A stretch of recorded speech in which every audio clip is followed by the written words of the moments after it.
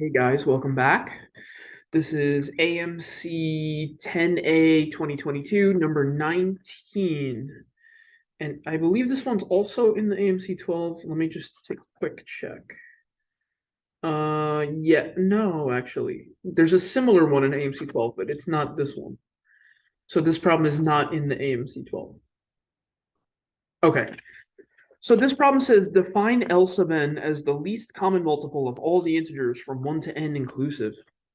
There is a unique integer h such that 1 over 1 plus 1 over 2 plus 1 over 3 plus dot dot dot plus 1 over 17 equals h over L sub 17.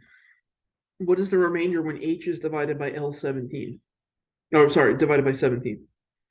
So this problem is pure number theory, right? And modular arithmetic. So if you need, to have a little understanding, you might want to brush up on some of those skills of modular arithmetic, least common multiples, things of that nature, right? So first thing we need to sort of figure out, well, what is going to be the LCM of 1 through 17? Well, so there's actually a way to do this where we don't really need to know what that is, but, because what we can do is we can imagine that when we do find so obviously the LCM of 17 will have to be a multiple of 17, right? And 17 is prime. So when we put L17 as the denominator, when we make a common denominator for all these fractions of L17, right? It's going to be dividing by 1, 2, 3, which is always going to leave a multiple of 17 on top. So basically this will be a multiple of 17. So the numerators for all of these fractions will be a multiple of 17, except for the last one, because in the last one, the 17s are going to divide out, or going to cancel out. So the only term that wouldn't be a multiple of 17 is this last term. So we can just kind of figure out like, well, what's going to be that last fraction, right?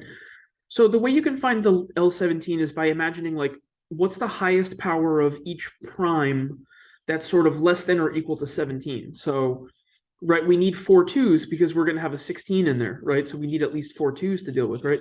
We need 2 3s because we have a 9. We need 1 5 because 5 will take care of 5, 10, 15, right? 7 will take care of 7 and 14, 11, 13, and 17, right? And if you imagine this product will be a multiple of each of these possible denominators, right? Because let's say you want to have 8, well, you have 4 2s, so you can take 3 of those 2s out to make an 8, right? Or if you want to make 14, well, you can take a 2 and a 7. You want to take out 12, you take out 2 2s and a 3, right? So you can imagine that you're going to get it's going to be a multiple of all these possible numbers, right? So like I said, when you make this common denominator and you start figuring out what these numerators are going to be, each of these numerators is going to be a multiple of 17 because the 17 is not going to cancel out, except for this last one where the 17 will cancel out. So basically, h is going to be a multiple of 17 plus L17 divided by 17, which will be 2 to the power 4, 3 to the power 2, 5, 7, 2 to the power 4 times 3 to the power 2 times 5 times 7 times 11 times 13, right? And we need to take that number mod 17. Now, the trick to taking this number mod 17 is to break it down into pieces, right? Think about some of these little parts, right? 2 to the 4 is 16. 16 is negative 1 mod 17. So we can replace 2 to the 4 with the negative 1, right? 5 times 7 is 35. 35 is 1 more than a multiple of 17, right? 34 is a multiple of 17. So 35 is 1 mod 17, right? Now, we have to figure out these other little pieces. Now, remember, we have 3 squared, so we can take a 3. 3 times 11 is 33. 33 is 1 less than 34, so that's going to be minus 1 mod 17. And then 3 times 13 is 39. 39 is 5 mod 17, right? It's 34 plus 5. So what do we end up with? We end up saying negative 1 times negative 1 times 1 times 5.